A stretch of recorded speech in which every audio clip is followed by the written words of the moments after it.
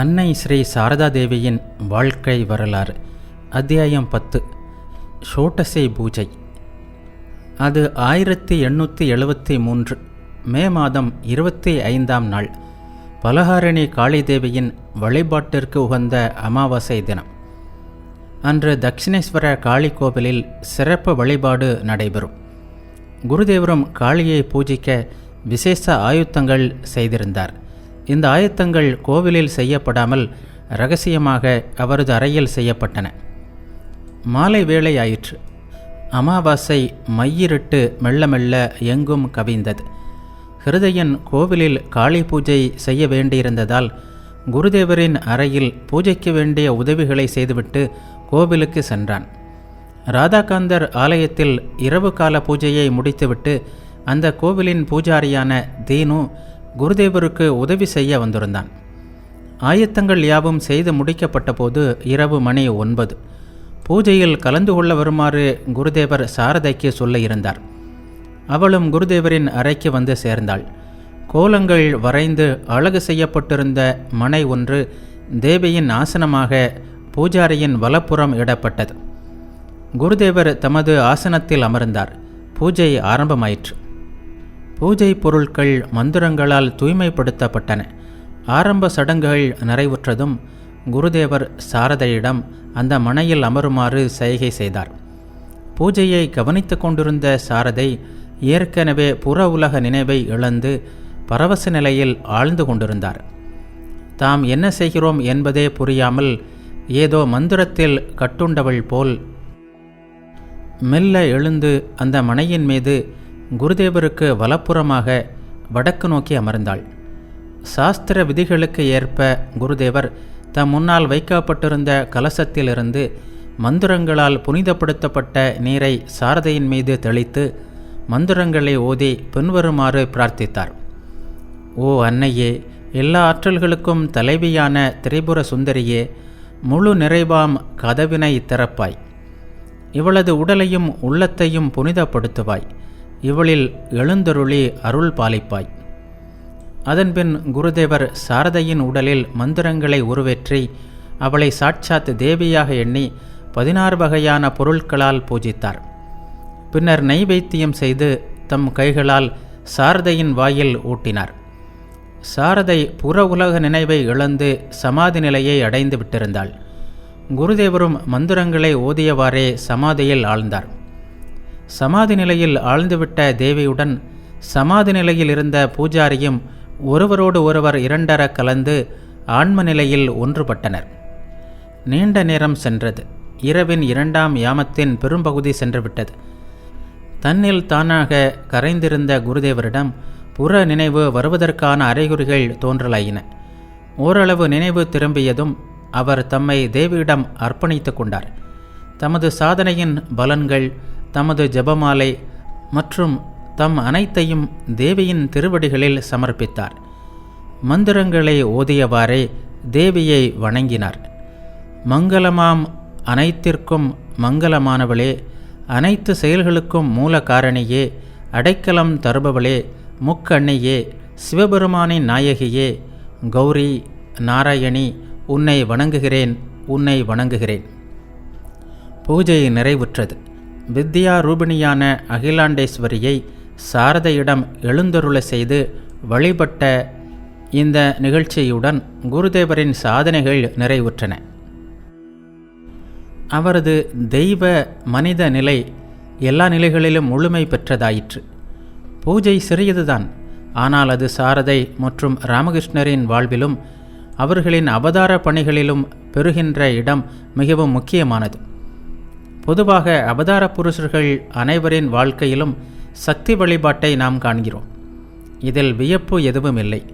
அவதார புருஷர்கள் வரும்போது உலகின் போக்கிற்கே ஒரு திருப்பத்தை கொடுக்கிறார்கள் என்று கண்டோம். அதற்கு வேண்டிய ஆற்றலை ஆதிபராசக்தியிடமிருந்து அவர்கள் அந்த வழிபாட்டின் மூலம் பெற்றுக்கொள்கிறார்கள். ஸ்ரீராமகிருஷ்ணர் அவதரித்த காலம் இதற்கு முந்தைய அவதார புருஷர்களின் காலத்திலிருந்து மிகவும் மாறுபட்டதாக இருந்தது. உண்மை ஆன்மீகத்திற்கு 19ஆம் நூற்றாண்டை விட நெருக்கடியான காலம் இருந்திருக்காது என்றுதான் கூற வேண்டும். இந்த நிலையை எதிர்கொண்டு ஆன்மீகத்தை தழைக்க செய்வது சாமானியமான காரியமா என்ன? அதனால்தானோ என்னவோ மற்ற அவதார புருஷர்கள் குறிப்பிட்ட காலங்களில் குறிப்பிட்ட விஷயங்களுக்கு முன்னால் மட்டுமே சக்தியை வழிபட்டிருக்க, ஸ்ரீராமகிருஷ்ணர் ஒரு முழுமையான சக்தி உபாசகராக இருந்தார். ஆனால் காளி உபாசகரான அவர் ஏன் சோட்டசியை வழிபட வேண்டும்? வழிபடும் மூர்த்தியாக மனைவியை ஏன் தேர்ந்தெடுக்க வேண்டும்? நாணமும் மென்மையும் உறுதியும் ஓர் உரு கொண்டவளான அந்த மனைவியும் ஏன் பூஜையை ஏற்றுக்கொள்ள வேண்டும்? இந்த கேள்விகளுக்கு விடை காண சோட்டசி மூர்த்தியின் தனி சிறப்பை நாம் தெரிந்து கொள்ள வேண்டும். சக்தி வழிபாட்டை பற்றி கூறுகின்ற தந்திர சாஸ்திரங்கள் பிரபஞ்சத்தில் செயல்படும் மகாசக்தியை 10ஆக பிரிக்கின்றன. இந்த 10 சக்திகளுடன் தொடர்பு கொள்வதன் மூலம் ஒருவன் ஒன்றேயான இறைவனை அடையலாம். அதற்கான ஒவ்வொரு பாதையும் ஒரு வித்தியை. இந்த வித்தியைகள் ஒவ்வொன்றும் தனியானவை. ஆனால் அவை சாதகனை சேர்க்கின்ற இடம் ஒன்றுதான். இந்த 10 சக்திகளே காளி, தாரா, சோட்டசி, புவனேஸ்வரி, திரிபுர பைரவி, சின்னமஸ்தா, தூமாவதி, பகலாமுகி, மாதங்கி, கமலாத்மிகா. இவர்கள் ஒவ்வொருவரின் ஆற்றலும் வழிபாட்டு முறைகளும் வெவ்வேறானவை. இவை அனைத்தையும் அறிந்து கொள்வது நமது நோக்கமல்ல. இங்கு நாம் சுருக்கமாக காணப்போவது சோட்டசி சக்தியை பற்றித்தான். நான் எத்தனையோ தேவ வடிவங்களை கண்டுள்ளேன். ஆனால் சோட்டசி தேவியின் அழகிற்கு ஈடு சொல்ல முடியாது என்று ஸ்ரீராமகிருஷ்ணர் கூறியுள்ளார். அழகின் தலைவி அவள். காமம் என்ற மாபெரும் சக்தி அவள். ஒன்றேயாக தனித்திருந்த பரம்பொருளில் நான் பலவாக ஆவேன் என்று முதலாக எழுந்த ஆசையின் வடிவம் அவள். தென்னாட்டில் இவளையே ராஜராஜேஸ்வரி, லலிதா திரிபுர சுந்தரி என்று வழிபடுகிறோம். இவளை வழிபடுகின்ற முறை ஸ்ரீவித்யை என்று தென்னாட்டில் பிரபலமாக விளங்குகிறது. நமது கேள்விகளுக்கு இப்போது விடை காண முயல்வோம். ஸ்ரீராமகிருஷ்ணர் ஏன் சோட்டசியை வழிபட வேண்டும்? வழிபடுமூர்த்தியாக ஏன் மனைவியை தேர்ந்தெடுக்க வேண்டும்? சாரதை அதை ஏன் ஏற்றுக்கொள்ள வேண்டும்?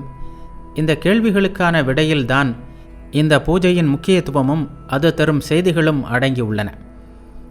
ஸ்ரீராமகிருஷ்ணர் முறைப்படி சந்நியாசம் ஏற்றுக்கொண்ட துறவி. அவரது குருவான தோத்தாபுரி ஆதிசங்கரர் ஏற்படுத்திய பூரி சம்பிரதாயத்தை சேர்ந்தவர். பூரி சம்பிரதாய துறவியரின் தேவி காமாட்சி. எனவே ஸ்ரீராமகிருஷ்ணர் தமது சாதனைகளுக்கு முற்றுப்புள்ளியாக லலிதா திரிபுர சுந்தரியாகிய சோட்டசியை வழிபட்டார். அவளை சாரதையில் எழுந்தருள செய்ததன் மூலம் சாரதை ராமகிருஷ்ண மரபின் தேவியாக்கப்பட்டாள். இந்த 10 சக்திகளும் சிவபெருமானுடனேயே வழிபடப்பட்டாலும் சிவனை விட்டு பிரியாதவளாக சோட்டசியாகிய லலிதாதேவி மட்டுமே வழிபடப்படுகிறாள். அது மட்டுமின்றி சிவசக்தியை ஒன்றாக வழிபடாவிட்டால் ஸ்ரீவித்யை பலனளிக்காது என்று தந்திர சாஸ்திரங்கள் கூறுகின்றன. சாரதையை சோட்டசியாக பூஜித்ததன் மூலம் தாமும் அவளும் ஒன்று என்பதை காட்டினார் ராமகிருஷ்ணர். இதுவே பின்னாளில் ராமகிருஷ்ண மரபில் சாரதையின் இடத்தை நிர்ணயிப்பதாக அமைந்தது. ஸ்ரீராமகிருஷ்ணரையும் சாரதையையும் ஒருவராகவே காண்பது ராமகிருஷ்ண மரபு. சாரதையே பின்னாளில் இதை கூறியதுண்டு. இதற்கு தத்துவ ரீதியாக வடிவம் கொடுத்தவர் சுவாமி சாரதானந்தர். தீயில் பொம்மை உறைவது போல் ராமகிருஷ்ணரில் உறைபவளும் அனைத்து அறிவு வடிவினலும் ஆகிய சாரதை தாயை வணங்குகிறேன் என்று அவர் கூறுகிறார். இவ்வாறு லலிதா திரிபுர சுந்தரியை வழிபட்டதன் மூலம் ராமகிருஷ்ணர் சாரதை இருவரும் ஒருவரே என்பது நிறுவப்பட்டது. இந்த பூஜை ஸ்ரீராமகிருஷ்ணரின் வாழ்க்கையில் சாரதையின் 2 விதமான பங்கை உணர்த்துகிறது. திருமணத்திற்கு பின் ஸ்ரீராமகிருஷ்ணர் பிரார்த்தனையின் மூலம் சாரதையிடம் ஆன்மீக எழுச்சியை ஊட்டியதை முன்பு கண்டோம். இதன் விளைவாக அவளது மனதில் ஆன்மீக உணர்வு படிப்படியாக வளர ஆரம்பித்தது. சாதாரண உலக ஆசைகளில் இருந்து அவளது மனம் விடுபட்டு மிக உயர்ந்த ஆன்மீக நிலையை அடைந்தது. தாம் செய்த சாதனைகளின் பலன்களை பூஜையின் நிறைவில் அவளுக்கு சமர்ப்பணம் செய்ததன் மூலம் ஸ்ரீராமகிருஷ்ணரின் மிக உயர்ந்த ஆன்மீக வாழ்வின் பொருத்தமான துணையும் எல்லா விதத்திலும் அவளுக்கு ஈடான மனைவியாகவும் ஆனாள் சாரதை. சாரதை ஏன் குருதேவர் போல கடுமையான தவங்களை செய்யவில்லை என்று சில வேளைகளில் கேட்கப்படுகிறது. ஆம், அவள் செய்யவில்லைதான். ஆனால் சோட்டசி பூஜையின் வாயிலாக குருதேவரின் ஈடு இணையற்ற சாதனையின் பலன்களையெல்லாம் அவள் பெற்றுவிட்டாள். இங்கு நாம் நினைவில் கொள்ள வேண்டியது ஒன்று உண்டு. குருதேவரின் மறைவுக்கு பிறகு அவளும் கடுமையான பல சாதனைகள் செய்தாள். அவற்றை அவள் மன தூய்மைக்காகவோ சொந்த ஆன்மீக உயர்வுக்காகவோ செய்யவில்லை. அவை பெரும்பாலும் பிறர் பின்பற்றுவதற்காகவும் சீடர்களின் நன்மைக்காகவுமே செய்யப்பட்டன. அது மட்டுமல்ல, அவளது வாழ்வு பெண்ணினத்திற்கு ஒரு லட்சிய வாழ்வாக அமைய வேண்டியிருந்தது. பெண்கள் ஆண்களின் பாதையில் சென்று அவர்களுடன் போட்டியிட வேண்டியதில்லை என்பதை முன்பே கூறினோம். சாரதையும் ஸ்ரீராமகிருஷ்ணர் செய்தது போன்ற தவங்களில் ஈடுபடாமல் பெண்களுக்குரிய தவங்களை கடைபிடிக்கவே செய்தாள். இதன் மூலம் பெண்ணுக்குரிய தவம் எது என்பதற்கான இலக்கணம் முதன்முறையாக வகுக்கப்பட்டது. இதனை நாம் பின்னர் விரிவாக காண்போம். மற்றொரு வகையிலும் சோட்டசி பூஜை சாரதையின் வாழ்க்கையில் முக்கியத்துவம் பெற்றது. அது ஸ்ரீராமகிருஷ்ணரின் அவதார பணியின் வாரிசாக அவளை ஆக்கியது. தம்மிடம் எந்த மேலான சக்தி உலக நன்மைக்காக வெளிப்பட்டிருந்ததோ அந்த சக்தியை இந்த பூஜையின் மூலம் சாரதையிடமும் குடிகொள்ளும்படி செய்தார் ஸ்ரீராமகிருஷ்ணர். அப்போதிலிருந்து அவளது மனமும் உடலும் அந்த சக்தியின் இருப்பிடமாக மாறியது. அவளது எதிர்கால செயல்கள் எல்லாம் சொந்த ஆசைகளை நிறைவேற்றிக் கொள்பவையாக அமையாமல் ஸ்ரீராமகிருஷ்ணரின் லட்சிய வாழ்வின் மகத்தான பணிகளை செய்து முடிப்பவையாக அமைந்தன. இதன் மூலம் சாரதையும் ஸ்ரீராமகிருஷ்ணரும் அன்னை காளியால் இயக்கப்படும் ஆன்மாவான ஒரே உயிருடன் கூடிய 2 உடல்களாக மாறினர். இதன் பிறகு ஸ்ரீராமகிருஷ்ணர் உயிர் வாழ்ந்தது வரை அவருக்கு சேவை செய்ததன் மூலம் அவருடைய அவதார பணியில் துணை நின்றாள் சாரதை. அவரது மறைவுக்கு பிறகு முழு பொறுப்பும் அவள் மீது விழுந்தது. மிக நீண்ட 34 ஆண்டு காலம் இந்த மாபெரும் பொறுப்பை தாங்கி ஸ்ரீராமகிருஷ்ணரின் அவதார லட்சியத்தை உலகில் நிலைநாட்ட அல்லும் பகலும் பாடுபட்டாள். இந்த பூஜையின் மூலம் சாரதை சாதாரண மானிட பிறவி அல்ல என்பதை உலகிற்கு காட்டினார் ஸ்ரீராமகிருஷ்ணர். பின்னாளில் ஒருமுறை அன்னையிடம் லட்சுமி கேட்டாள், ஆமாம், நீங்களோ நாணமே வடிவெடுத்தவர். குருதேவர் உங்களை தொட்டு பூஜை செய்தபோது, பொட்டிட்ட போது, ஆடை சமர்ப்பித்த போது எப்படி உங்களால் தாங்கிக் கொள்ள முடிந்தது என்று கேட்டாள். அதற்கு அன்னை சொன்ன எளிய பதில், அப்போது நான் நானாக இல்லை. தான் சாதாரண மானிட பெண்ணாக இல்லாமல் தேவியாக இருந்ததையே அவள் அப்படி குறிப்பிட்டிருக்க வேண்டும். ஸ்ரீராமகிருஷ்ணரும் பல்வேறு நேரங்களில் அவளது தெய்வீகத்தை பற்றி, அவள் சாரதா, சரஸ்வதி, ஞானத்தை அளிக்கவே உலகில் தோன்றியுள்ளாள். ஆனால் புற அழகை மறைத்து கொண்டு இந்த முறை தோன்றியுள்ளாள். இல்லாவிட்டால் தீய மனம் கொண்டோர் அவளை தவறான எண்ணத்துடன் பார்த்து அழிவுற நேர்ந்திருக்கும். அவள் சாதாரணமானவளா என்ன? அவள் எனது சக்தி என்றெல்லாம் கூறியிருக்கிறார்.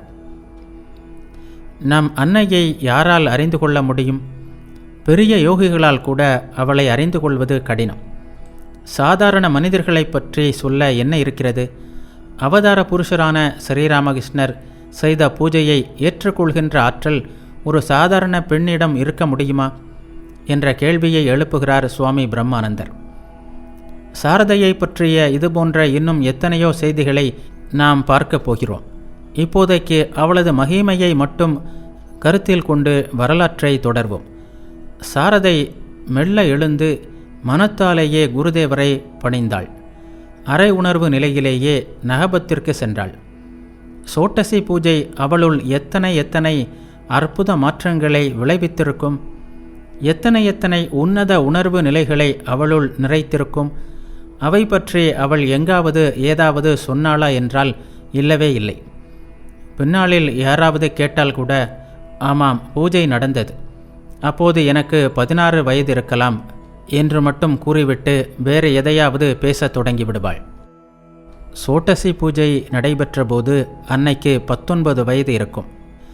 அன்னையின் அக உணர்வுகளை பிறர் காண முடியாது.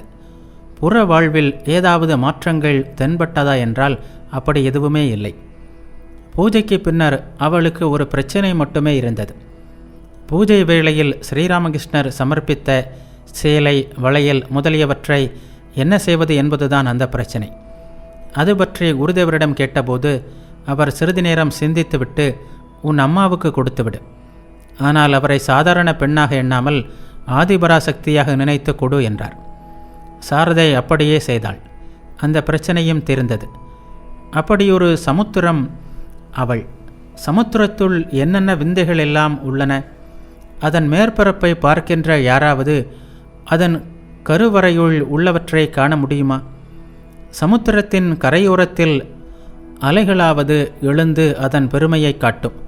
ஆனால் சாரதை என்ற சமுத்திரத்தின் அலையோ நுரையோ எதுவும் கிடையாது. அலையற்ற கம்பீரம் ஒன்றே அவளில் தவழ்ந்தது. பூஜைக்கு பின்னர் தொடர்ந்து அவளது வாழ்க்கையிலும் பெரிய சம்பவங்கள் என்று எதுவும் நடைபெறவில்லை. ஆனால் உன்னிப்பாக கவனிக்கும்போது அந்த வேளையில் அவள் தன் பணிக்காக தயாராகி கொண்டிருப்பதை நாம் அறிய முடியும். வெற்றிகரமான வாழ்க்கை வாழ வேண்டுமானால் 3 உண்மைகளை மனதில் கொள்ள வேண்டியது இன்றியமையாதது. மனிதன், அதாவது நாம், உலகம், இறைவன். இந்த 3 உண்மைகளையே நமது வேதங்களும் உபநிடதங்களும் பேசுகின்றன. நமது உறவு இறைவனுடனும் உலகுடனும் எவ்வாறு அமைகிறது என்பதை பொறுத்தே நமது வாழ்க்கையின் வெற்றி தோல்விகள் அமைகின்றன. இறைவன் உடனான நமது உறவுக்கான வழியை குரு காட்டுகிறார். உலகுடனான உறவை பொதுவாக உலகிலிருந்தே நாம் கற்றுக்கொள்ள வேண்டியிருக்கிறது. அவதூதர் ஒருவர் கருடன் போன்ற 24 பிராணிகளை குருவாக கொண்டிருந்தார் என்று பாகவத புராணம் கூறுவதும், சத்தியகாமனுக்கு உபகோச்சல காமலாயனுக்கும் காளை, பறவை, அக்னி போன்றவை உபதேசித்ததாக சாந்தோக்கிய உபநிடதம் கூறுவதும், உலகுடனான இந்த உறவு முறைகளை கற்றுக்கொள்வதையே மனத்தை திறந்து வைத்திருந்தால் உலகம் ஒரு திறந்த புத்தகமாக அதன் உண்மைகளை நமக்கு உணர்த்தும். 2 உறவு முறைகளும் ஒன்றை ஒன்று சார்ந்தே உள்ளன. 2ற்கும் பயிற்சி தேவை. பொதுவாக இறை வாழ்வு என்றதுமே உலகை ஒதுக்கிவிட வேண்டும் என்று கருதுகிறோம். இதனால்தான் பலர் இறை வாழ்வே வேண்டாம் என்று ஒதுங்கி வாழ வேண்டிய நிலை வந்துவிட்டது. ஆனால் சாரதையின் வாழ்க்கை இந்த 2 வாழ்க்கைக்கும் இணைப்பை ஏற்படுத்துவதாக அமைந்தது. குடும்பத்திலேயே இறை வாழ்வு வாழ்வது எப்படி என்பதை காட்டியவள் அவள். அதற்காக இறை வாழ்விலும் குடும்ப வாழ்விலும் அவள் பயிற்சி பெற வேண்டியிருந்தது. 2 விதமான பயிற்சிகளையும் அவள் குருதேவரிடமிருந்தே பெற்றாள். குடும்ப வாழ்விற்கான பயிற்சியில் அவளது தட்சிணேஸ்வரம் மற்றும் ஜெயராம்பாடி வாழ்க்கையும் துணை செய்தது. இந்த 2 வித பயிற்சிகளை பற்றியும் பார்ப்போம். அன்னை ஸ்ரீ சாரதா தேவியின் விரிவான வாழ்க்கை வரலாறு. அத்தியாயம் 11.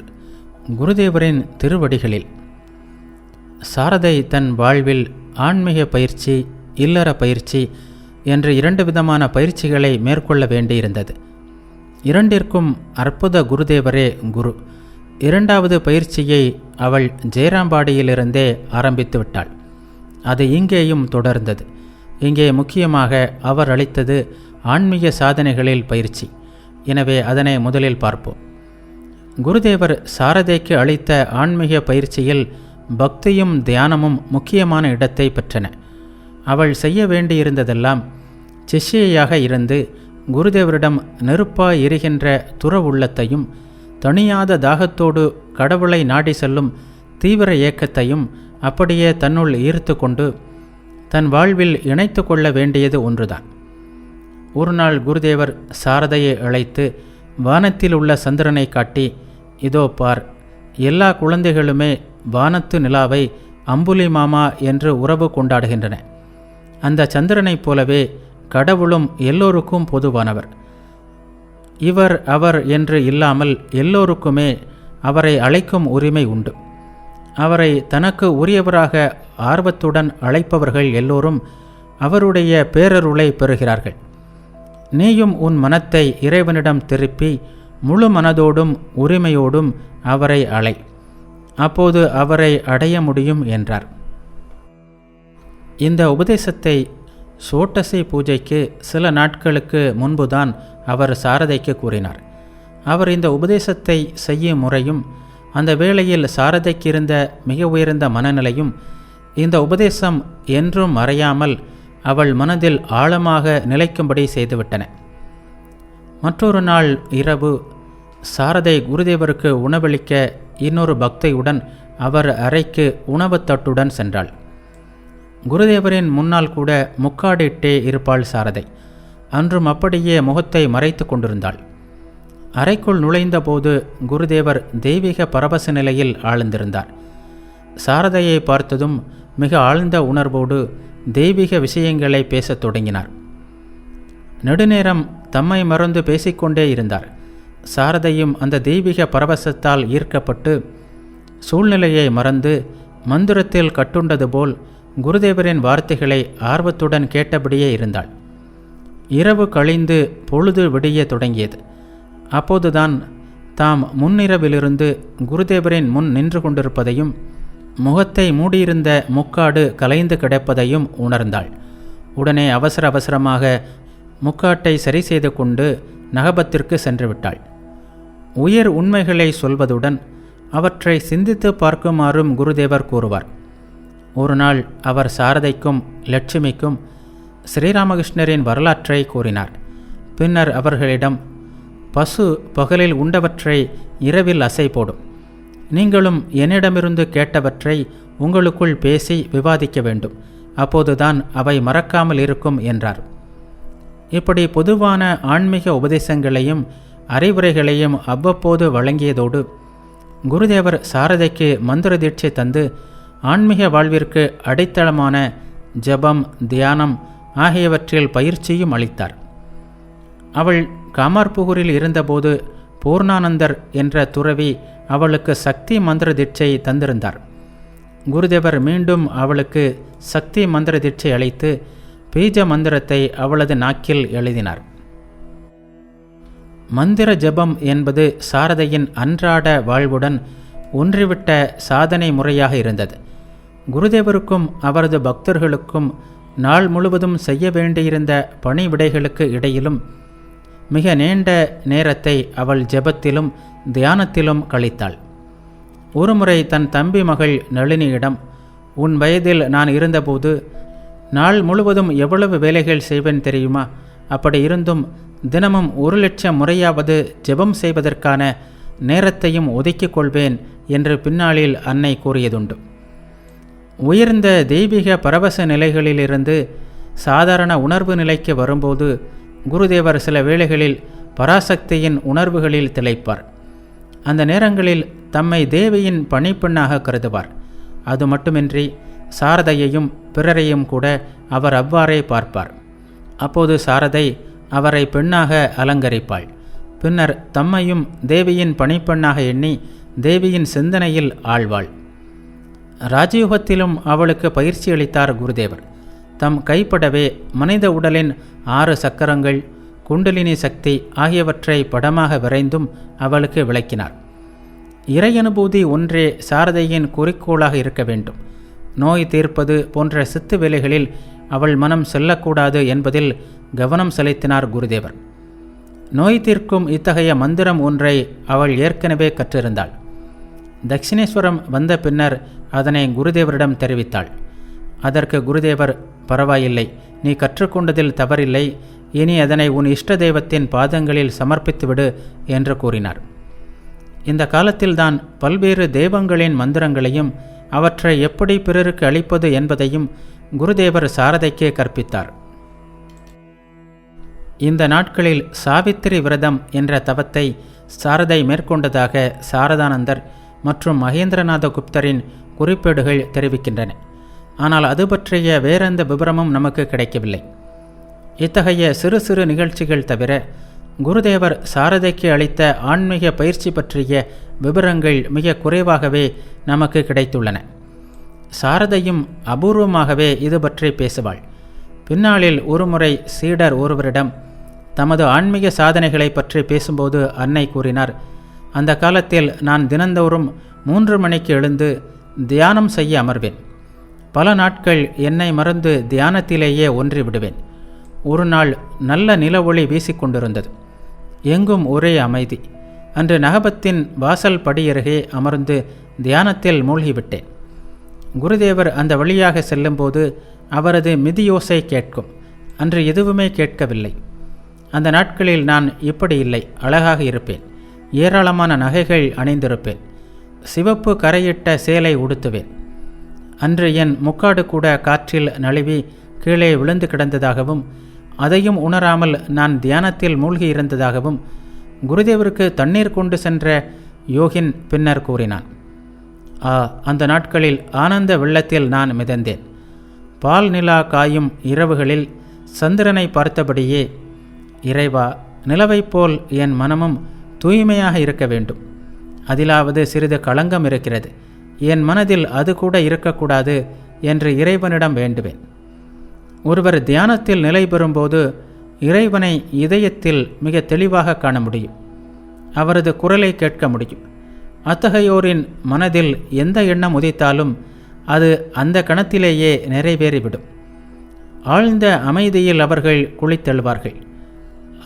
அந்த நாட்களில் என் மனம்தான் எவ்வளவு உயர்ந்த நிலையில் இருந்தது. ஒரு நாள் வேலைக்காரி பிருந்தா தான் கையில் எடுத்து கொண்டு வந்த பெரிய தட்டை கை தவறி என் முன்னால் போட்டுவிட்டாள். அந்த சத்தம் என் நெஞ்சையே பிளந்துவிடும் போல் இருந்தது. ஆன்மீக அனுபவம் முழுமை பெறும்போது ஒருவன் தன் இதயத்தில் உறையும் அதே கடவுள் சமுதாயத்தில் தாழ்த்தப்பட்டவர்கள், ஒடுக்கப்பட்டவர்கள், துன்புறுத்தப்பட்டவர்கள், சிறுமைப்படுத்தப்பட்டவர்கள் ஆகியோரின் இதயங்களிலும் கோவில் கொண்டிருப்பதை தெளிவாக காண்கிறான். இந்த அனுபவம் ஒருவனுக்கு உண்மையான பணிவை அளிக்கிறது. சாரதை ஆன்மீக சாதனைகளை தவறாமல் செய்வதில் குருதேவர் மிகவும் கவனமாக இருந்தார். பொதுவாக சாரதை காலை 3 மணிக்கே எழுந்து காலை கடன்களை முடித்தபின் ஜெபம் செய்வதற்காக அமர்வது வழக்கம். என்றாவது அதில் தவறினால் அந்த வழியாக செல்கின்ற குருதேவர் எழுந்திரு எழுந்திரு என்று உரக்க கூவியவாறே நகபத் வாசல் வழியாக தண்ணீரை உள்ளே ஊற்றுவாராம். தக்ஷிணேஸ்வரத்தில் வாழ்ந்த இந்த காலத்தில் சாரதை மிக உயர்ந்த ஆன்மீக நிலைகளை அனுபவித்தாள் என்பதற்கு நிறைய சான்றுகள் உள்ளன. நாணமே உருவானவள் அவள். எதற்கும் தன்னை முன்னால் வைக்காதவள். அத்தகையவள் தன் ஆன்மீக அனுபவங்களை வெளியில் சொல்வாள் என்று நாம் எப்படி எதிர்பார்க்க முடியும்? ஆனால் சில வேளைகளில் அவளையும் மீறி அவை வெளிப்பட்டுவிடும். இதன் மூலமாகவே இன்று உலகம் அவளது ஏதோ ஓரிரு உயர்ந்த அனுபவங்களையாவது அறிந்து கொள்ள முடிகிறது. யோகின்மா தான் கண்ட ஒரு நிகழ்ச்சியை பற்றி இவ்வாறு கூறியுள்ளார். அன்னை முதன்முறை தக்ஷிணேஸ்வரம் வந்தபோது சமாதி நிலையை அனுபவித்திருக்கவில்லை. ஸ்ரத்தையோடு தினமும் அவர் தியானமும் ஜெபமும் செய்வார் என்றாலும் சமாதியில் மூழ்கியதாக நாங்கள் கேள்விப்படவில்லை. மாறாக அவர் குருதேவருடன் ஒரே அறையில் வாழ்ந்த காலங்களில் அவருடைய சமாதி நிலையை கண்டு அஞ்சி நடுங்கியது பற்றித்தான் எங்களுக்கு தெரியும். எனக்கு அவருடன் பழக்கம் ஏற்பட்ட பின்னர் ஒரு நாள் அவர் என்னிடம், யோகின், எனக்கு ஓர் உதவி செய்ய வேண்டும். நான் சமாதி நிலையை அனுபவிக்க அருளுமாறு நீ குருதேவரிடம் சொல்வாயா? அவரை சுற்றி பக்தர் கூட்டம் எப்போதும் இருக்கிறது. அதனால் இது பற்றி என்னால் அவரிடம் எதுவுமே பேச முடியவில்லை என்று கூறினார். அன்னையின் வேண்டுகோள் மிகவும் சரியானதாகப்படவே குருதேவரிடம் இது பற்றி பேச நான் முடிவு செய்தேன். மறுநாள் குருதேவரை காண சென்றேன். அப்போது அவர் தமது அறையில் கட்டிலின் மீது உட்கார்ந்திருந்தார். அவருடன் வேறு யாரும் இல்லை. வழக்கம்போல் அவரை வணங்கிய பிறகு அன்னையின் வேண்டுகோளை அவரிடம் கூறினேன். அவர் கவனமாக கேட்டுக்கொண்டார். ஆனால் பதில் ஏதும் சொல்லவில்லை. திடீரென்று கம்பீரமானார். அத்தகைய மனநிலையில் அவர் இருக்கும்போது அவரிடம் பேசும் துணிவு யாருக்கும் வராது. எனவே சிறிது நேரம் நான் மௌனமாக இருந்துவிட்டு மெதுவாக வெளியே வந்தேன். அங்கிருந்த நகபத்தை அடைந்த நான் கதவை சிறிது திறந்து கதவின் வழியே உள்ளே பார்த்தேன். அன்னை வழக்கம்போல் காலை நேர பூஜைக்காக அமர்ந்திருந்தார். அங்கே நான் கண்ட காட்சியை என்னால் நம்பவே முடியவில்லை. அன்னை மிக உயர்ந்த பரவச நிலையில் இருந்தார். ஒரு சமயம் குலுங்கி குலுங்கி சிரித்தார். மறுகணம் தேம்பி தேம்பி அழுதார். இவ்வாறு அழுவதும் சிரிப்பதுமாக நீண்ட நேரம் நீடித்தது. அவரது கண்களிலிருந்து தாரை தாரையாக கண்ணீர் பெருகி வழிந்தது. படிப்படியாக அவர் புற நினைவற்று தமக்குள்ளேயே ஒடுங்கி போனார். அவர் ஆழ்ந்த சமாதியில் இருக்கிறார் என்பதை என்னால் உணர முடிந்தது. கதவை மெதுவாக மூடிவிட்டு நான் வெளியே வந்துவிட்டேன். நெடுநேரம் சென்ற பின் அவரது அறைக்கு சென்றேன். என்னை கண்டதும், இப்போதுதான் குருதேவரிடமிருந்து வருகிறாயா என்று கேட்டார் அன்னை. அம்மா, உயர்ந்த ஆன்மீக நிலைகளையோ சமாதியையோ அனுபவித்ததே இல்லை என்று கூறி என்னை இப்படி ஏமாற்றிவிட்டீர்களே என்றே நான். அன்னை நாணம் கலந்த அழுத்தமான புன்சிரிப்பை உதிர்த்தார். சில நாட்கள் நான் தட்சிணேஸ்வரத்தில் இரவில் தங்குவதுண்டு. அப்பொழுதெல்லாம் நான் தனியாக படுக்க முயன்றால் அன்னை விடமாட்டார். என்னை இழுத்து தம் அருகிலேயே படுக்க வைத்து கொள்வார். ஓர் இரவு வெளியே யாரோ புல்லாங்குழல் வாசிக்கின்ற இனிமையான நாதம் எழுந்தது. அந்த இனிய இசையை கேட்டதும் அன்னை பரவச நிலையில் ஆழ்ந்தார். இடையிடையே தம்மை மறந்து சிரித்தார். இந்த நிலையில் உலகியல் பெண்ணான நான் அவரை தொடுவது கூடாது என்பதால் படுக்கையின் ஓர் ஓரத்தில் மிகவும் தயக்கத்துடன் உட்கார்ந்திருந்தேன். அன்னைக்கு மீண்டும் உலக நினைவு வர நீண்ட நேரம் ஆயிற்று. குருதேவரின் மறைவுக்கு பிறகு சாரதைக்கு இத்தகைய சமாதி நிலை அடிக்கடி ஏற்பட்டது. இதை பற்றி பின்னர் விரிவாக பார்ப்போம். இங்கு ஓர் உண்மையை நாம் கருத்தில் கொள்வது அவசியம். உயர்ந்த ஆன்மீக வாழ்வின் விளைவாக பரவச நிலைகளும் தெய்வீக காட்சிகளும் கிடைப்பது உண்மைதான். ஆனால் இவை கிடைத்தால் மட்டுமே ஒருவர் ஆன்மீகத்தில் உயர்ந்தவர் என்று கணக்கிட்டு விடக்கூடாது. சாதகனின் இயல்புக்கு ஏற்ப சிலருக்கு இவை உண்டாகலாம், சிலருக்கு உண்டாகாமலும் போகலாம்.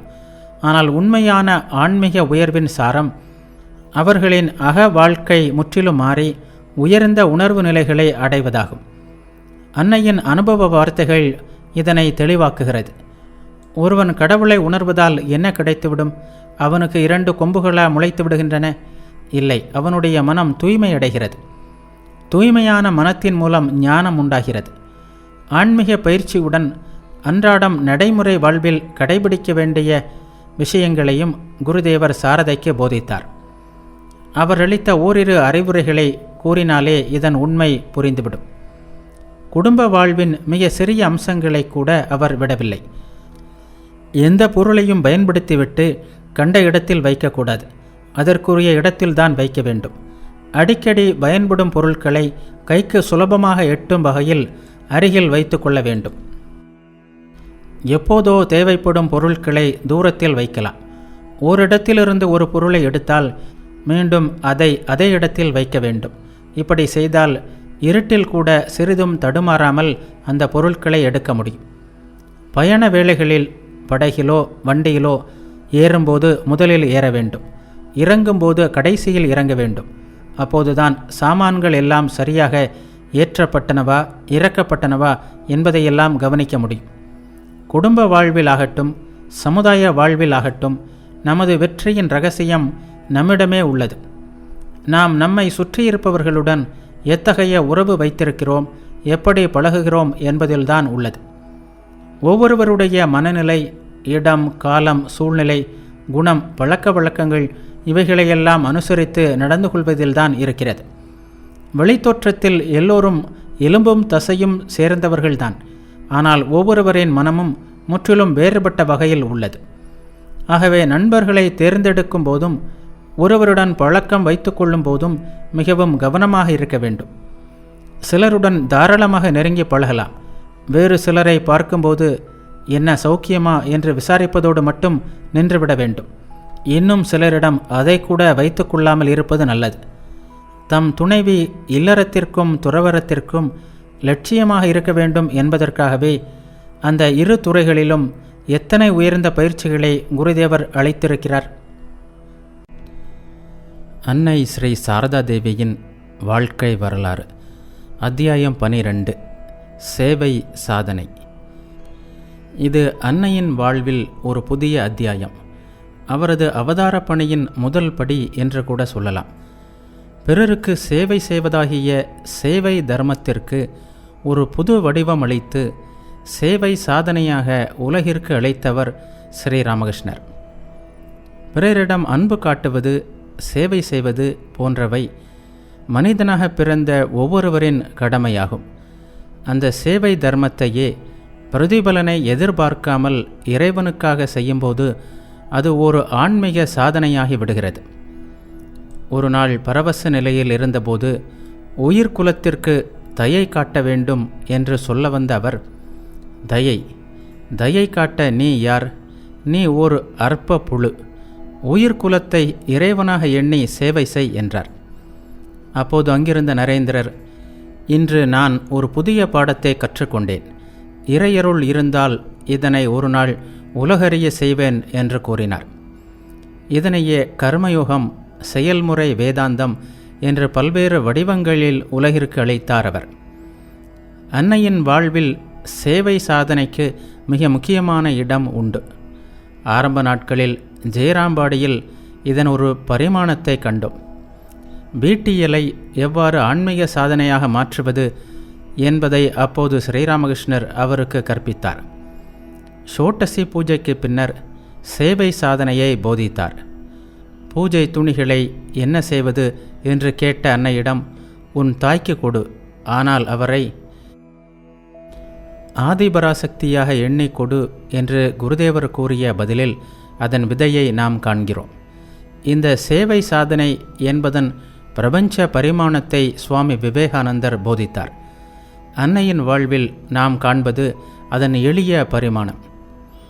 ஒரு குடும்ப பெண் சேவை சாதனையை எப்படி தன் வாழ்வில் கடைபிடித்து இறை பாதையில் செல்வது என்பதை அன்னை வாழ்ந்து காட்டினார்.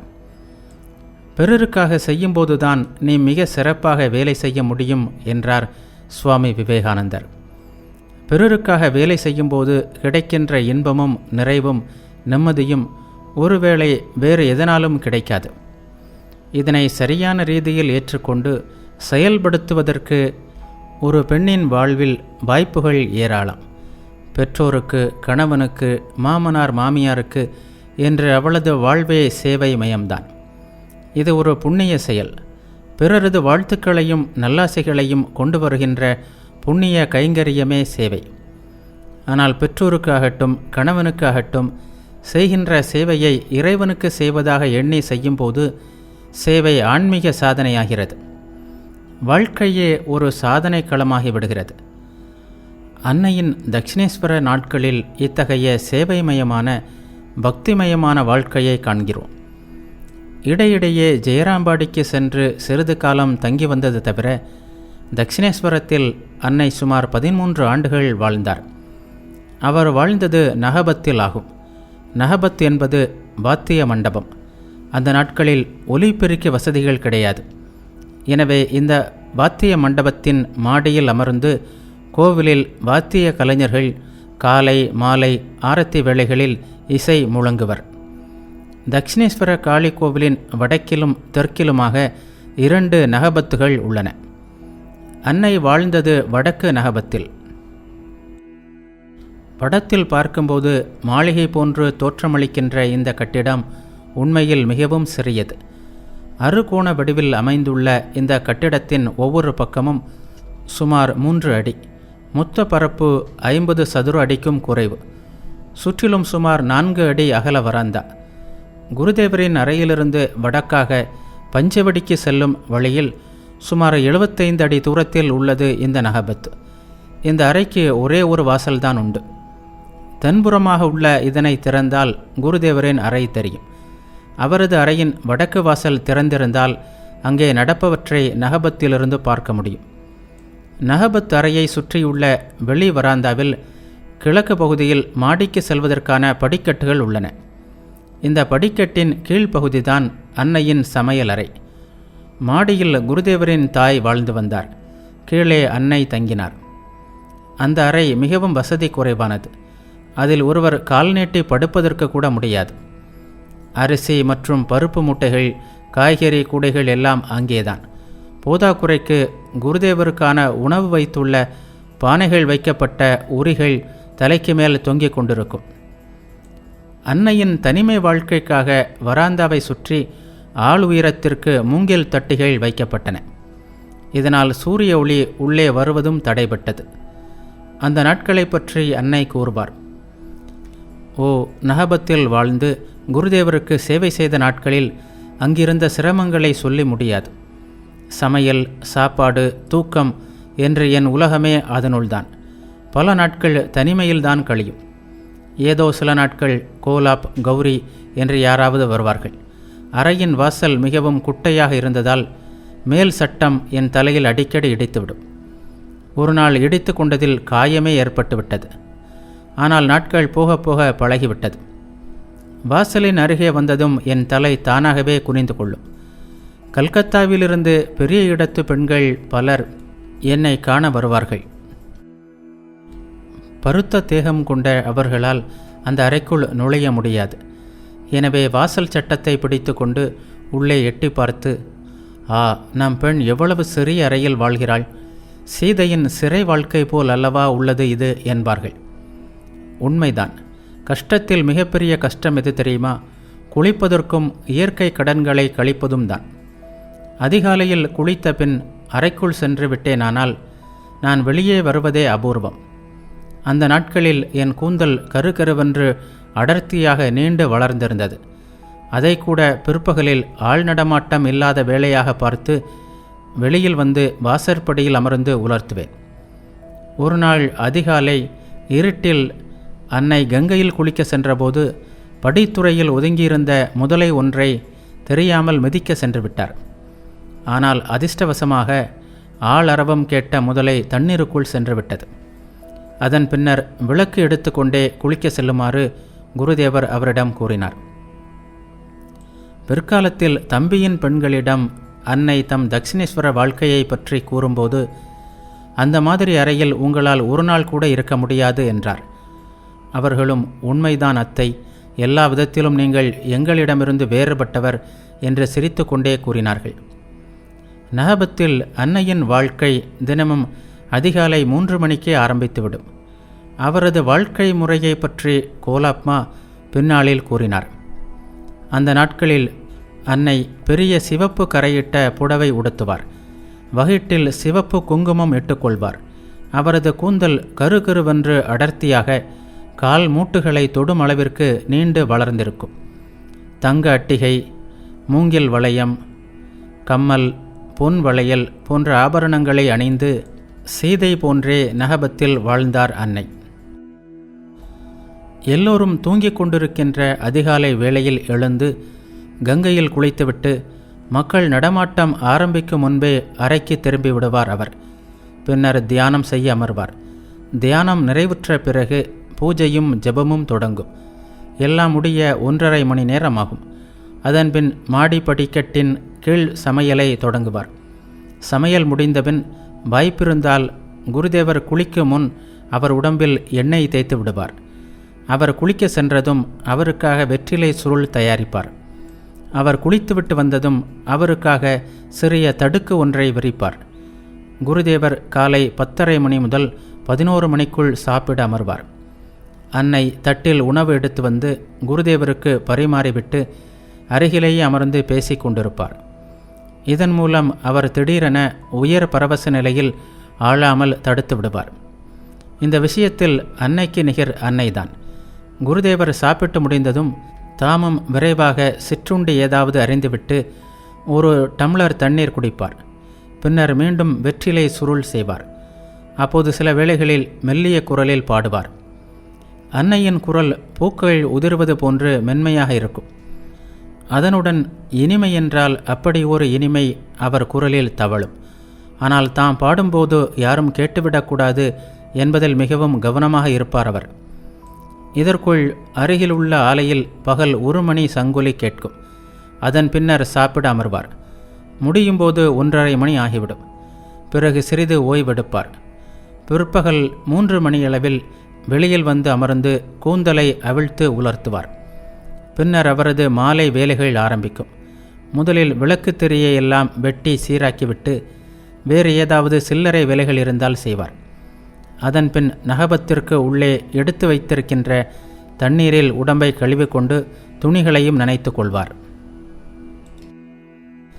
சந்தியா வேளையானதும் விளக்குகளை கொளுத்திவிட்டு தெய்வ படங்களுக்கு தூபம் காட்டுவார்.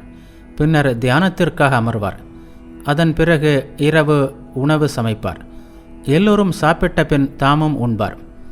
சிறிது நேரம் கழித்து படுத்து கொள்வார். நகபத்தே அன்னையின் உலகமாக இருப்பதை யோகின்மா கூறியதிலிருந்து நாம் அறிந்து கொள்ள முடிகிறது. பிறர் யாரும் அவரை பார்க்க முடிந்ததில்லை. பட்டாச்சாரியாரின் மனைவி இங்கு வசிப்பதாக கேள்விப்பட்டிருக்கிறோம். ஆனால் நாங்கள் ஒரு நாள் கூட அவரை பார்த்ததில்லையே என்று கோவில் அலுவலர்கள் கூறும் அளவிற்கு ஒருவர் கண்களிலும் படாமல் தம்மை மறைத்து கொண்டு வாழ்க்கை நடத்தினார் அன்னை. அன்னையின் எளிமையும் ஒதுங்கி வாழும் இயல்பும் குருதேவருக்கு மிகவும் பிடித்திருந்தன. அதை ஒரு நாள் அவர் ஹிருதயனிடம் வெளிப்படுத்தியதை பற்றி அன்னை கூறினார். குருதேவர் ஹிருதயனிடம் கூறினார், ஹிருது, அவள் இங்கு வந்தபோது முதலில் நான் மிகவும் கவலைப்பட்டேன். கிராமத்தில் வளர்ந்தவளாயிற்றே, அவளுக்கு பட்டணத்து பழக்க வழக்கங்கள் ஒன்றும் தெரியாதே. அவளுடைய பட்டிக்காட்டுத்தனத்தின் காரணமாக யாராவது அவளை கேலியாக பேசினால் நமக்கு வேதனையாக இருக்குமே என்று எண்ணினேன். ஆனால் இருக்கும் இடமே தெரியாமல் அவள் எப்படி தன்னை மறைத்து கொண்டு வாழ்கிறாள் பார். குளிப்பதற்கோ வேறு எதற்குமோ அவள் வெளியே போவதை நான் கூட பார்த்ததில்லை என்று கூறினார். இதை நான் கேள்விப்பட்டபோது எனக்கு சற்று கவலையாகத்தான் இருந்தது. ஆதிபராசக்தியிடம் இதயபூர்வமாக, அம்மா, நான் எளிமையாக அடக்கமாக வாழ அருள்வாய் என்று பிரார்த்தித்தேன். அன்னையின் சிரமங்களை குருதேவர் உணராமல் இல்லை. ஆனால் எதுவும் செய்ய முடியாத நிலையில் இருந்தார் அவர். அவரிடம் இணையற்ற அன்பு பூண்டு அவருக்கு வேண்டிய அனைத்தையும் செய்து வந்த மதுர்பாபு இந்த உலகில் இல்லை. அவர் வாழ்ந்த காலத்தில் அன்னை வந்திருந்தால் எல்லா ஏற்பாடுகளையும் பார்த்து பார்த்து செய்திருப்பார். இப்போது கோவிலின் நிர்வாகியாக இருந்தவர் மதுரின் மகனான திரைலோக்கியநாதர். அவர் குருதேவரை பற்றி அதிக அக்கறை எடுத்து கொள்ளவில்லை. ஆரம்ப காலத்தில் அன்னை குருதேவர் முன்பு கூட முக்காடு இல்லாமல் வரமாட்டார். அத்தகைய நாணம் கொண்ட அவர் ஒதுங்கி வாழ்வதற்கு நகபத்தை தவிர கோவிலில் வேறு இடமும் இருக்கவில்லை. இவையெல்லாம் சேர்ந்து அன்னை பல வகை சிரமங்களுடன் நகபத்திலேயே காலம் கழிக்க வேண்டியதாயிற்று. இருண்ட அந்த மிக சிறிய அறையில் அன்னை நாள் முழுவதும் இருந்ததால் அவரது உடல்நலம் பாதிக்கப்படும் என்பதில் குருதேவருக்கு மிகுந்த கவலை இருந்தது. அவர் பயந்தது போலவே அந்த அறையில் சிறிது காலம் தங்குவதற்குள் அன்னைக்கு வாத நோய் வந்துவிட்டது. பின்னாளில் அன்னை கூறினார், குருதேவரின் அறை எப்போதும் நாம சங்கீர்த்தனம், தெய்வீக பேச்சுக்கள், பரவச நிலைகள் என்று ஆனந்தமயமாக திகழும். எத்தனையோ பக்தர்கள் வருவார்கள். அவரது அறையின் வடக்கு வாசல் திறந்திருந்தால் என்னால் அந்த அறையில் நடக்கும் சங்கீர்த்தனம் முதலியவற்றை பார்க்க முடியும். அதற்கு வசதியாக மூங்கில் தட்டியில் ஒரு சிறு துவாரம் இருந்தது. நின்றபடியே அதன் வழியாக குருதேவர் பரவச நிலையில் ஆடுவதையும் பாடுவதையும் கண்டு வந்தேன். தொடர்ந்து நாள்தோறும் பல மணி நேரங்கள் நின்று கொண்டிருந்ததன் விளைவாக இந்த வாத நோய் ஏற்பட்டுவிட்டது. குருதேவருக்கும் நான் நிற்கின்ற விஷயம் தெரியும். நெடுநேரம் நின்று நான் உடல்நலத்தை கெடுத்து கொள்ளக்கூடாது என்பதற்காக காட்டில் பறந்து திரியும் பறவைகளை கூட்டிற்குள் அடைத்து வைத்தால் அதற்கு கூட வாதம் பிடித்துவிடும். எனவே நீ அவ்வப்போது வெளியே சென்று சிறிது நேரம் நடந்துவிட்டு வருவது அவசியம் என்று என்னிடம் கூறுவார். மதிய உணவுக்கு பின் சாதாரணமாக எல்லோரும் உறங்கும் நேரத்தில் குருதேவர் பஞ்சவடிக்கு சென்று அக்கம்பக்கத்தில் மனித நடமாட்டம் இருக்கிறதா என்று பார்ப்பார். ஒருவரும் இல்லாத சமயத்தில் பார்த்து நகபத்தில் வந்து என்னை அழைத்து, பஞ்சவடி பக்கம் யாரும் இல்லை, இப்போது அந்த பக்கம் சென்று காலார நடந்துவிட்டு வா என்று கூறுவார். நான் வெளியே செல்லும் வரை என்னை பார்த்தபடியே தமது அறைக்கு வெளியே நிற்பார்.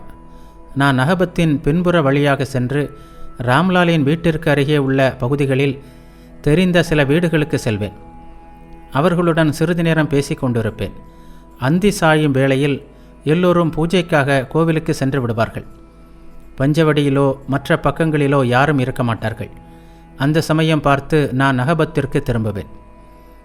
அன்னையுடன் நகபத்தில் குருதேவரின் அண்ணன் மகளான லட்சுமியும் தங்குவதுண்டு. இருவரையும் குருதேவர் கூண்டு கிளிகள் என்று வேடிக்கையாக குறிப்பிடுவார்.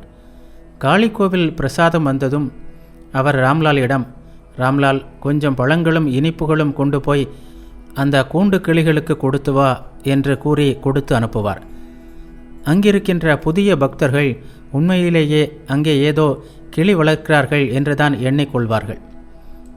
குருதேவரின் பக்தர்களுள் சிலர் இட வசதியற்ற அறையில் அன்னைப்படும் துன்பங்களைக் கண்டு 1874ஆம் ஆண்டு கோவிலுக்கு அருகில் அவருக்கென்று ஒரு சிறிய வீட்டை கட்ட முடிவு செய்தனர். மதுர்பாபுவின் காலத்திற்கு பிறகு சம்பு மல்லிக் என்னும் பக்தர் குருதேவரின் தேவைகளை கவனித்து கொண்டார். அவரும் அவரது மனைவியும் அன்னையிடம் ஆழ்ந்த பக்தி பூண்டிருந்தனர். அவரது மனைவி செவ்வாய்க்கிழமை தோறும் அன்னையின் பாதங்களில் மலரிட்டு வழிபடுவார். சம்பு மல்லிக் 250 ரூபாய் கொடுத்து கோவிலின் அருகில் ஒரு மனையை வாங்கினார். வீடு கட்டும் வேலை துவங்கியது.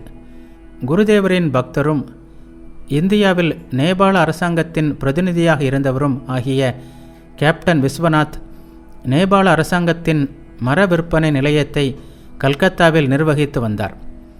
வீடு கட்ட தேவையான மரத்தை கொடுக்க அவர் முன்வந்தார். அதற்காக 3 பெரிய சால் மரத்தடிகளை கங்கையின் மறுகரையில் வேலூரில் உள்ள தமது மரத் தொழிற்சாலையிலிருந்து அனுப்பி வைத்தார். ஆனால் அன்று கங்கையில் வெள்ளப்பெருக்கு மிகுந்திருந்ததால் கட்டைகளுள் ஒன்று அடித்து செல்லப்பட்டு விட்டது. இதற்கு அன்னையின் அதிர்ஷ்டமின்மையே காரணம் என்று கூறி அவரை துரதிர்ஷ்டசாலி என்றெல்லாம் திட்டத் தொடங்கினான் ஹிருதயன். நடந்த விவரங்களை அறிந்த கேப்டன் மீண்டும் ஒரு கட்டையை அனுப்பி வைத்தார். வீடு கட்டி முடிக்கப்பட்டது. அந்த வீட்டில் அன்னை சுமார் 1 வருட காலம் தங்கினார். அங்கு தங்கியிருந்தபோது அவருக்கு துணையாக இருப்பதற்கும் சின்னஞ்சிறு வேலைகள் செய்வதற்கும் ஒரு வேலைக்காரி அமர்த்தப்பட்டாள். அந்த வீட்டில் அன்னை குருதேவருக்கான உணவை சமைத்து கோவிலுக்கு எடுத்து சென்று அவருக்கு பரிமாறுவார். குருதேவர் தினமும் ஒரு முறையாவது அந்த வீட்டிற்கு வந்து சிறிது நேரம் தங்கி அன்னையிடம் பேசி கொண்டிருந்து விட்டு மாலை நேரத்தில் கோவிலுக்கு திரும்புவார். ஒரு நாள் அவர் அந்த வீட்டிலேயே இரவை கழிக்கும்படி நேர்ந்தது. அன்று மாலையில் அவர் வந்ததும் மழை பிடித்து கொண்டது. எனவே அவரால் கோவிலுக்கு திரும்ப முடியவில்லை. அன்று இரவு தமக்கு உணவு பரிமாறிய அன்னையிடம் அவர் வேடிக்கையாக, காளி கோவில் பூஜாரிகள் இரவில் தத்தம் வீடு சென்று தங்குகிறார்கள் அல்லவா, அதுபோலவே நானும் இன்று இரவு இங்கு தங்கிவிட்டேன் என்றார். அன்னை இந்த வீட்டில் வாழ்ந்தபோது ஒரு முறை குருதேவர் கடுமையான வயிற்றுக்கடுப்பினால் பாதிக்கப்பட்டார். அவரால் நடக்கக்கூட முடியாமல் போய்விட்டது. என்ன செய்வதென்று தெரியாமல் அன்னை திகைத்தார். இயன்ற போதெல்லாம் சென்று குருதேவருக்கு வேண்டியவற்றை செய்தார். ஆனால் என்னதான் செய்தாலும் அருகிலிருந்து கவனிப்பது போலாகுமா? அன்னை இப்படி இரு மனதில் தவித்து கொண்டிருந்த போதுதான் வந்து சேர்ந்தாள் ஒரு பெண். காசியை சேர்ந்தவள் என்று தன்னை அறிமுகப்படுத்தி கொண்ட அவள் குருதேவருக்கான பணிவிடைகளை மனமுவந்து செய்தாள். அவள் ஒரு நாள் அன்னையிடம், அவர் இப்படி மோசமான நிலையில் இருக்கும்போது நீங்கள் இங்கு இருப்பது சரியில்ல என்று கூறி வற்புறுத்தி அவரை நகபத்தில் தங்க செய்தாள். இதுநாள் வரை அன்னை குருதேவரின் முன்னால் கூட முகத்திரை அணிந்தே இருப்பார். ஒரு நாள் இரவில் அந்த காசி பெண் அவரை குருதேவரிடம் அழைத்து வந்து அவர் முன்னால் அந்த திரையை விலக்கினாள். குருதேவர் அப்போது பரவச நிலையில் இருந்தார். தொடர்ந்து தெய்வீக விஷயங்களை பேசினார். நேரம் போவதே தெரியவில்லை. விடிந்தபின்தான் அவரது பரவச நிலை கலைந்தது. பேச்சையும் நிறுத்தினார். மந்திரத்தால் கட்டுண்டது போன்றிருந்த அவர்களும் விடை பெற்று கொண்டனர். இந்த பெண் யார், எப்படி வந்தாள் என்பது யாருக்கும் தெரியாது. இதற்காகவே வந்தவள் போல் வந்தாள். குருதேவருக்கு சேவை செய்தாள். அவரது நோய் நீங்கியதும் சென்று விட்டாள். அதன் பிறகு அன்னை எவ்வளவோ முயன்றும் அவளை பற்றிய தகவல் எதுவும் தெரியவில்லை. குருதேவரின் சேவைக்காக நகபத்திற்கு வந்த அன்னை அதன் பிறகு அந்த புதிய வீட்டிற்கு போகவில்லை. அதற்கான காரணமும் தெரியவில்லை. தட்சிணேஸ்வரத்தில் அன்னையின் முக்கிய வேலை சமையல். குருதேவரின் வயிறு மென்மை வாய்ந்ததாக இருந்தது. சில குறிப்பிட்ட முறையில் சமைக்கப்பட்ட உணவை மட்டுமே அவரால் ஜீரணம் செய்ய முடிந்தது. சமையல் முறை கொஞ்சம் மாறினாலும் வயிற்றுக் கோளாறினால் துன்பப்படுவார். எனவே அவருக்கு கண்ணும் கருத்துமாக உணவு தயாரிக்க வேண்டியிருந்தது. இப்படி அவருடைய உடல்நலம் சிறிதும் பாதிக்கப்படாத வகையில் உணவை தயாரிக்கும் திறன் அன்னைக்கு இருந்தது. ஆரம்ப காலத்தில் குருதேவருக்கும் அவருடைய தாய் சந்திரமணி தேவிக்கும் தேவையான உணவை மட்டுமே அன்னை சமைத்து வந்தார். புண்ணிய கங்கை கரையில் வசிக்க வேண்டும் என்ற எண்ணத்துடன் தட்சிணேஸ்வரம் வந்து நகபத்தில் மாடியறையில் தங்கியிருந்தார் சந்திரமணி தேவி. கீழே நகபத்தில் வேலைகளில் மூழ்கியிருந்தாலும் அன்னை மாடியிலும் கவனம் வைத்திருப்பார். சாரதா என்று சந்திராதேவி முழு பெயரையும் சொல்லி முடிப்பதற்குள் அத்தனை படிகளையும் தாண்டி பறந்து மாமியாரின் முன்னால் நிற்பாள் அவர். இவ்வளவு வேகமாக ஓடி செல்வதை காணும் யோகின்மா இப்படி கண்மண் தெரியாமல் ஓடினால் வாசற்படியில் இடித்துக்கொண்டு படிகளில் உருண்டு விழும்படி ஆகிவிடுமே என்று பதறி அன்னையை தடுப்பார். ஆனால் அன்னையோ, நான் விழுந்தாலும் பரவாயில்லை, அவர் என்னை விட பெரியவர், என் தாய்க்கு நிகரானவர், வயதானவர். அவர் அழைத்த உடனே நான் போகாது போனால் அதனால் அவருக்கு ஏதாவது கஷ்டங்கள் நேரலாம். அதற்காகத்தான் இவ்வளவு வேகமாக ஓடுகிறேன் என்று கூறுவார்.